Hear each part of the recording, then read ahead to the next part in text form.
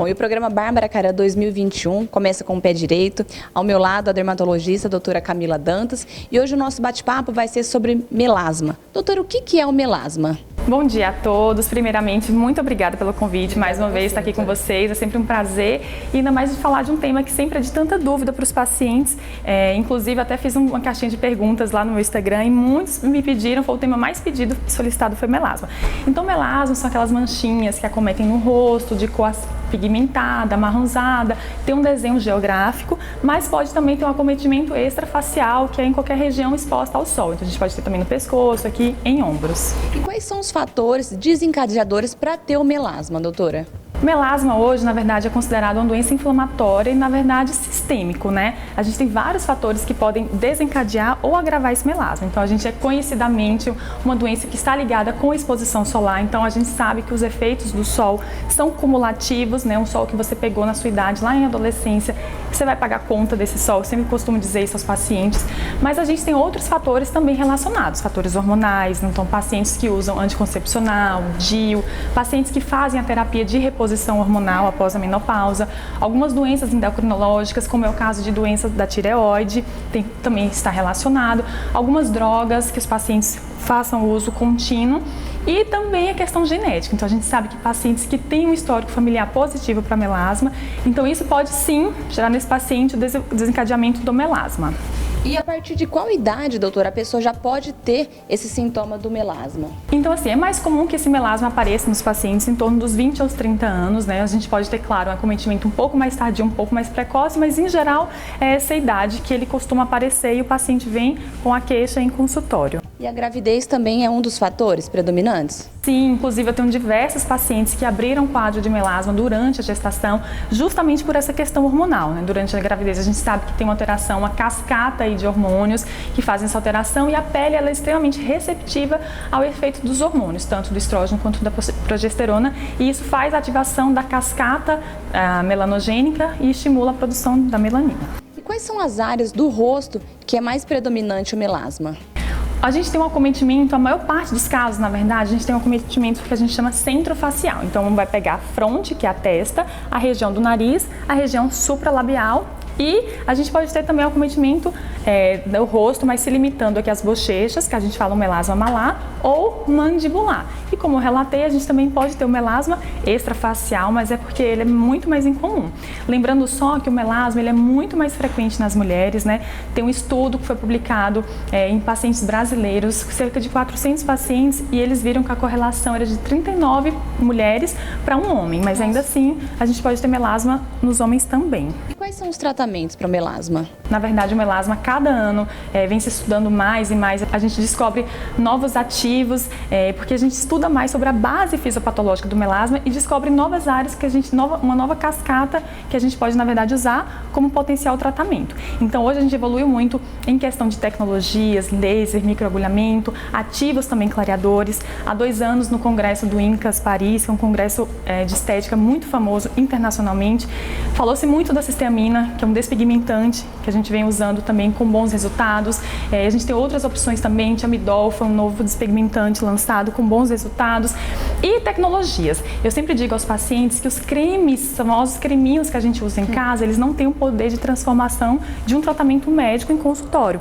Então, que tratamentos médicos seriam esses? Seria um laser, mas aqui a gente tem que falar de um tratamento com cuidado, porque claro, a gente sabe que tudo que esquenta no melasma, a gente pode piorar esse melasma e fazer o efeito rebote. O laser aqui que eu falo é o laser Key Switch, que ele é um laser que faz um pulso muito curto, muito rápido, então não dá tempo de esquentar a pele e a intenção é só explodir o pigmento, que é a melanina.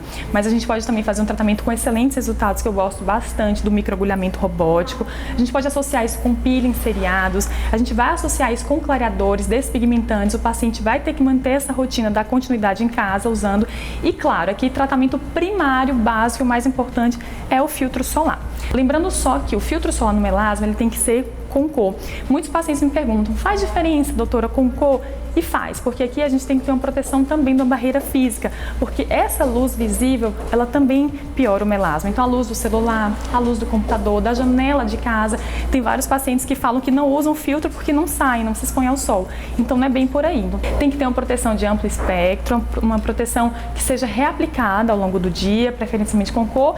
E hoje também se fala muito do tratamento oral do melasma. Então a gente tem opções de antioxidantes que eles ajudam também a regular esse efeito das espécies reativas de oxigênio no nosso corpo, né? Então são os antioxidantes que a gente usa como polipódium, leucotomos, vão auxiliar aí no cuidado com o melasma. E também a gente tem a opção do ácido tranexâmico oral, que é uma medicação que tem, claro, suas indicações, tem que avaliar cada paciente, mas é claro, lembrando que o melasma ele é uma doença que não tem cura, mas tem controle. Nosso objetivo aqui é manter o paciente o máximo possível com a pele clara, uma pele bonita, uma pele 100%. Cuidada, 100%. Difícil às vezes 100%, mas é o que eu falo para os pacientes. O melasma não é só a mancha, é a qualidade da pele, que ela está alterada. Então a gente tem que cuidar dessa pele, tem que trabalhar essa pele, rejuvenescer essa pele, porque a gente sabe, os estudos mostram que a alteração também da característica da pele, ela está agredida pelo sol. Então a pele que tem potencial de ser uma pele mais envelhecida também.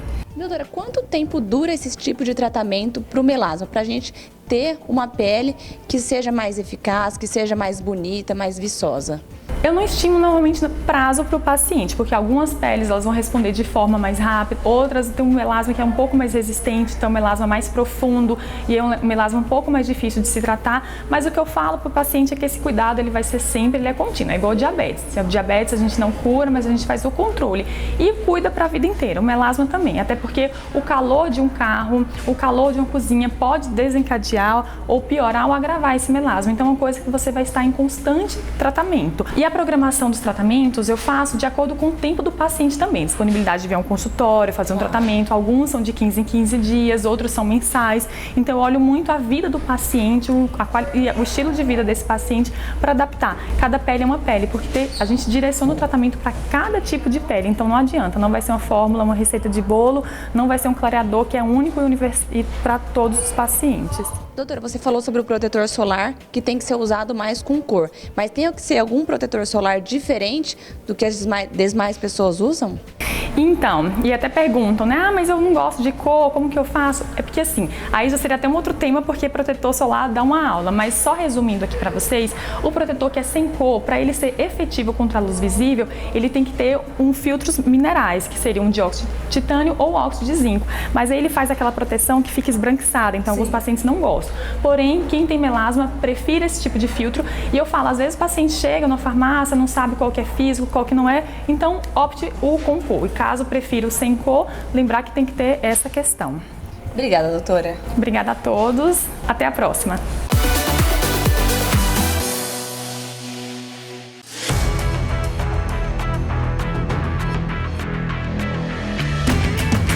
O Armazém do Esporte é um modelo de negócio feito para você ganhar dinheiro, mas sem nenhuma complicação. Por isso, vamos falar de tudo que você precisa saber para se tornar um franqueado e começar a ganhar dinheiro agora mesmo. Como funciona?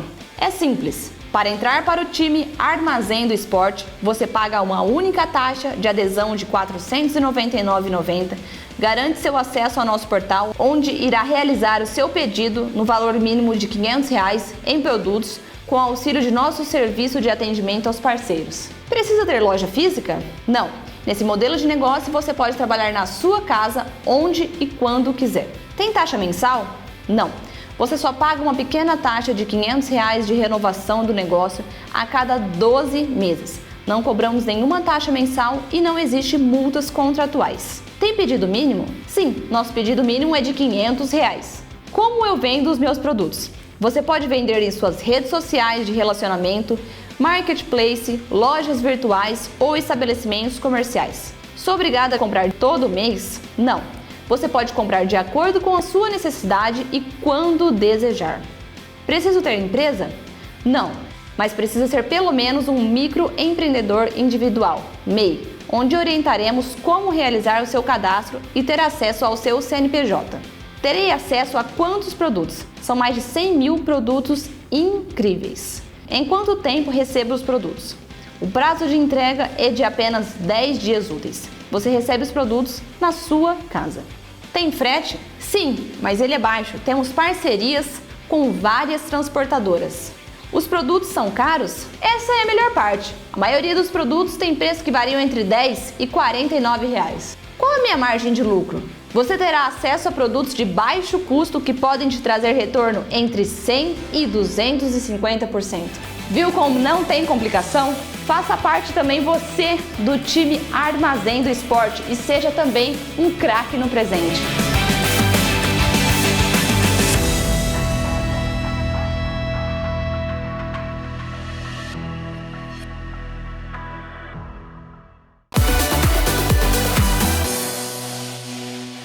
A tecnologia dos aparelhos ortodônticos invisíveis estão revolucionando o mercado da ortodontia. Bom, hoje a minha convidada é a cirurgia dentista, a doutora Milene Pinhatari, e nós vamos falar sobre Invisalign. Doutora, o que é o Invisalign tão conhecido e tão falado ultimamente no mercado inteiro ortodôntico? O Invisalign é um tratamento ortodôntico que é feito com alinhadores que são praticamente invisíveis, transparentes, que fazem toda a movimentação dentária. E como que funciona esse tratamento, doutora? O tratamento com Invisalign, o primeiro passo é feito um escaneamento das arcadas, né? Então a gente faz um escaneamento intraoral e a partir da imagem 3D desse escaneamento é feito todo um planejamento num programa que chama CleanCheck da Invisalign. Então a gente faz todo o planejamento da movimentação dentária, lá a gente consegue ver posicionamento de cada dente, das arcadas entre si, então é muito bacana. Feito esse planejamento virtual, né, bem tecnológico, a gente mostra para o paciente como ficará o resultado final, todo o tratamento, quantos alinhadores são necessários e aí é feita a aprovação do caso. Então, diferente do aparelho convencional ortodôntico, aqui você já mostra para o paciente como que vai ser o resultado final. Isso. Ele já tem a dimensão de como que vai ficar. Isso, ele já consegue ver na tela, né, o inicial e o final do tratamento dele. E por conta disso acaba sendo bem previsível e após feita a aprovação desse planejamento virtual, chega pra gente, é fabricado, né, através de uma impressão 3D, os alinhadores. Vem pra gente dessa forma, os alinhadores, numa sequência, dependendo de cada tratamento. Sim. E a partir daí, inicia o tratamento. Todos os tipos de pessoas podem fazer esse tratamento do Invisalign ou tem alguma restrição, doutora? É interessante que seja feita uma avaliação prévia, né, para a gente poder avaliar o caso, mas a grande maioria das pessoas podem ser tratadas com Invisalign.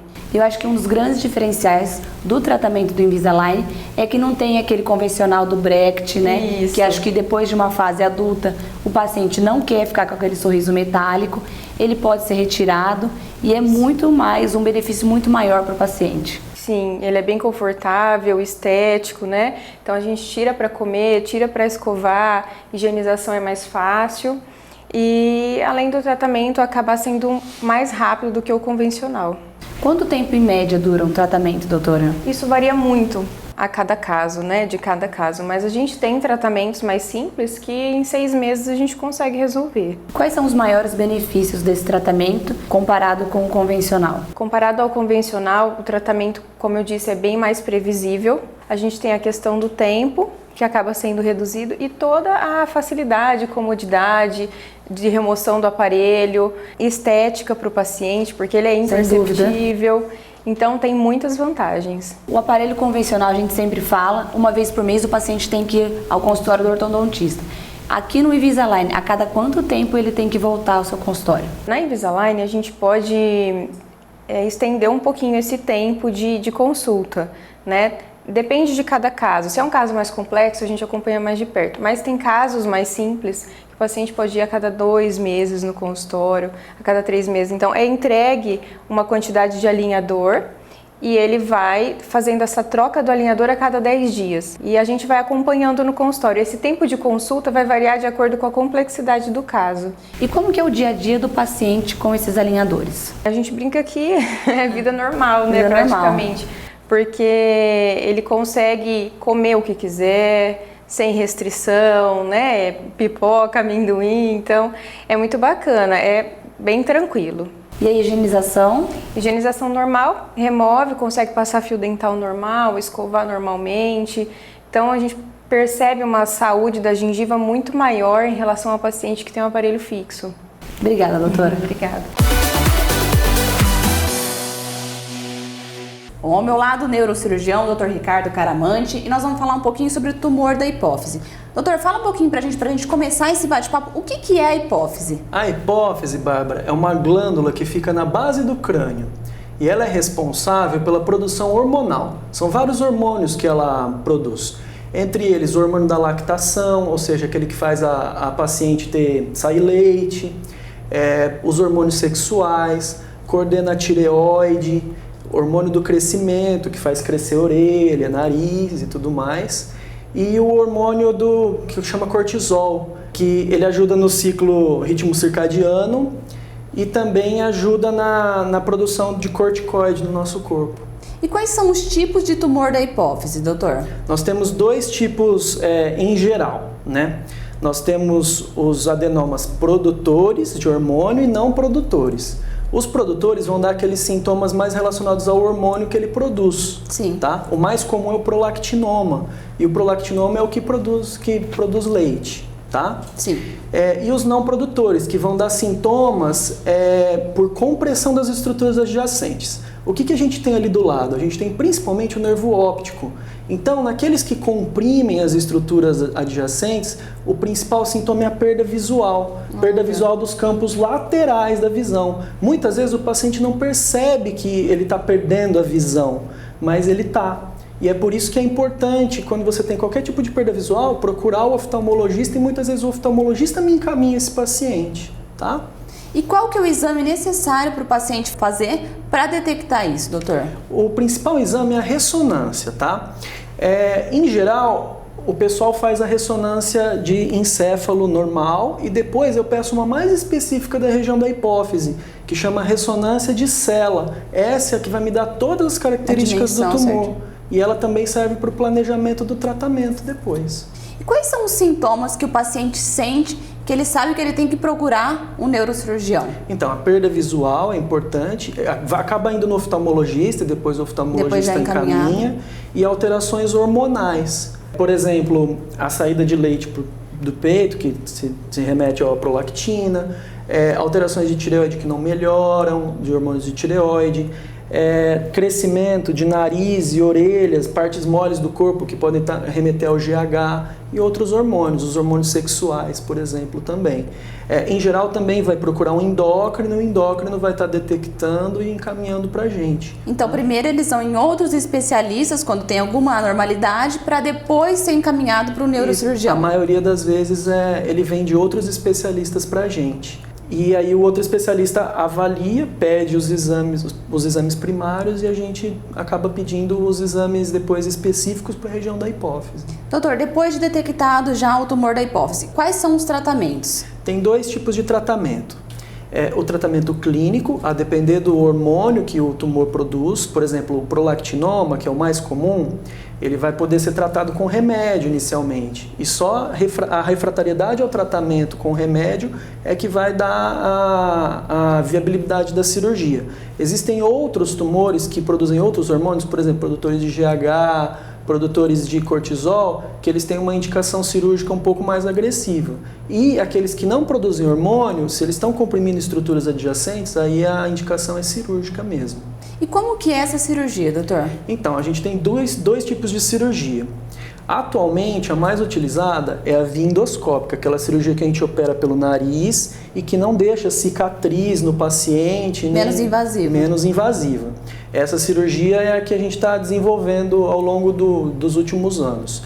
E existe a via aberta, que é aquela que você faz uma craniotomia e você afasta o cérebro e chega na glândula. Esse é para indicações mais específicas, para tumores muito grandes, tumores que crescem muito para a parte superior do encéfalo e tudo mais. Mas hoje a mais utilizada, praticamente 90%, 95% das cirurgias são endoscópicas, pelo nariz. E para o paciente também é uma grande valia isso? Sim, para o paciente é excelente, porque tem uma recuperação mais rápida, não tem um defeito estético e ele não tem grandes sangramentos e tudo mais. E o pós-operatório para o paciente também é bem melhor, né, doutor? No pós-operatório é muito melhor. Ele pode ir para casa um pouco mais cedo, vai corrigir as alterações hormonais, o endocrinologista, né, a equipe multidisciplinar vai acompanhar junto com o neurocirurgião, mas é bem mais cômodo para ele. Sim. E o mais importante é que é minimamente invasivo esse tipo de cirurgia. Obrigada, doutor. Eu que agradeço.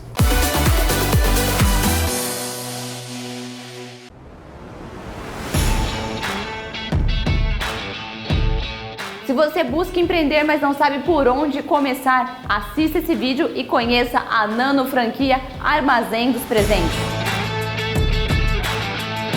Olá, eu sou Bárbara Caran e eu vim te apresentar um modelo de negócio simples, promissor e muito lucrativo. O Armazém dos Presentes é uma nano franquia voltada para você que quer trabalhar sem sair de casa, com produtos que proporcionam altas porcentagens de lucratividade e com uma variedade de opções que te fazem vender bem o ano todo. Nosso catálogo conta com mais de 50 mil itens. São presentes criativos, de qualidade e com opções a partir de R$10. Você sabia que o pilar mais importante para que seu negócio dê certo é a taxa de lucratividade? Por isso, nossos produtos são de baixo custo para o revendedor e de alta lucratividade. Quer ver você mesmo? Para representar o Armazém dos Presentes, você não precisa ter loja física, não precisa pagar taxas mensais e nem porcentagem alguma. A partir de um pedido mínimo, você recebe os produtos na sua casa em até 10 dias úteis e já pode revender onde e como quiser.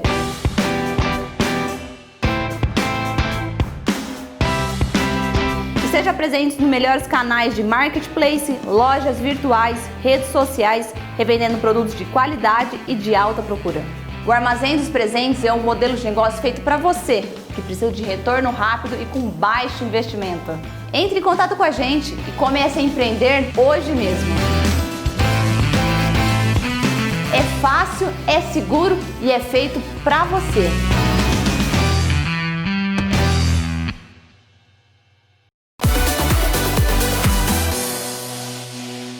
Se o seu desejo é reduzir a flacidez e a gordura localizada, você precisa conhecer o Ultra Former.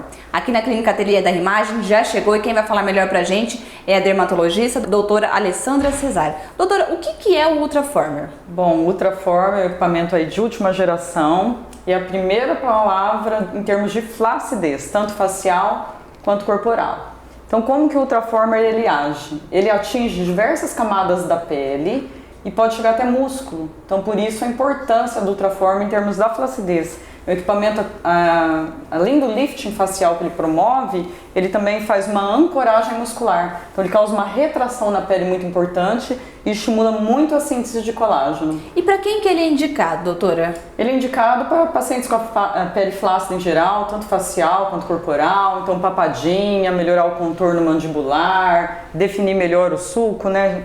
Para dar um efeito lifting facial. Não aqueles casos de flacidez excessiva, que precise de uma cirurgia plástica, mas uma flacidez leve até moderada, nós conseguimos ótimos resultados com o uso do Ultraformer. É um tratamento não cirúrgico que consegue ter essa qualidade para o paciente. Exatamente. É um lifting facial e corporal não cirúrgico. E quantas sessões que o paciente já consegue ver uma melhora já na pele dele, tanto do rosto como do corpo? Então, depende assim do grau de flacidez que o paciente apresenta. Por exemplo, uma flacidez leve moderada, já na primeira sessão ele consegue ver resultado. Agora, se a flacidez começa a ser um pouco mais intensa, ele precisa ir de uma segunda sessão e até uma associação com os bioestimuladores para fazer um banco de colágeno ainda maior. E quais seriam os maiores benefícios que esse tratamento ele chegou e que é mais revolucionador que os outros que tinham antigamente, doutora? Ele pega rugas finas, né, um rejuvenescimento global da face, um lifting facial não cirúrgico.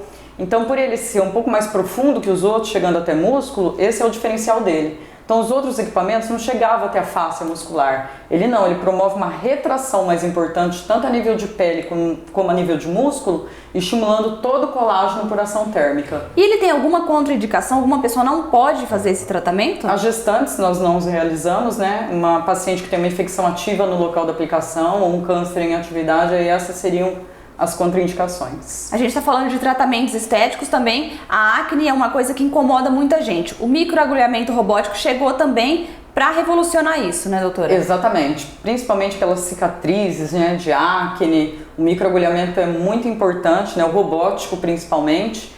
E a ação diferencial dele é que através de uma tecnologia muito avançada ele chega até nível dérmico, estimulando também por ação térmica toda a síntese de colágeno. E quantas sessões também ele é necessário? A gente sabe que na adolescência acontece muitos casos de acne, são acnes profundas, mas quantas sessões são necessárias depois na fase adulta para eliminar totalmente da pele? Geralmente nós indicamos aí do microagulhamento robótico em torno de 3 sessões com intervalo mensal, para que melhore muito a aparência aí das cicatrizes. E quais são os cuidados que essa pessoa tem que ter depois de ela ter feito a primeira sessão? Evitar sol, hidratar, passar filtro solar, isso é imprescindível nos tratamentos dermatológicos. E a pele ela fica mais seca? Como que fica esse aspecto da pele, doutora? Ele fica um ligeiro avermelhado, né? Tem um certo edema também, que é o inchaço. Então, vermelhidão, inchaço, principalmente aí nos 2 primeiros dias, mas ele é muito mais tranquilo do que o pós-laser de CO2, por exemplo, comparavelmente. E as pessoas sempre se perguntam, depois que eu fiz esse tipo de tratamento, posso voltar a ter acne novamente ou não?